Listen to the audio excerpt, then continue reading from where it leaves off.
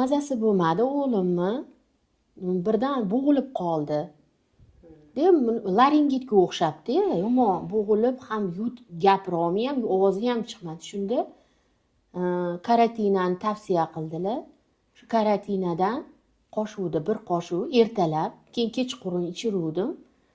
Bir pasda ovozi ham yaxshi bo'ldi, o'zini ham yaxshi his qildi. Juda foydali bo'ldi karatinada. Foyda ko'rdik-da. Mana o'zi ham o'tiribdi. Meni tomog'im bo'g'ilib qolgan edi, shirali yeb qo'ygan edim. Ko'p yeb qo'ydingizmi? Ha, ko'p yeb qo'ygan edim. Keyin karatinadan foydalanuvdik, ovozimni baland qilib, bo'g'ilganimni ketkizdi. Keyin qo'limni kuydirib olganimda karatinada surka uruvdim. Qayerda kuydi? Ko'rsating. Mana shu kuyib ketgan edi. Tozaladi. Keyin karatina ham yaxshi ekan. Yoqdimi sizga? Karatinadan foydalanib, xullas kam bo'lmadik-da. Har bir dardga davo ekan. 1000 dardga davo deydimi?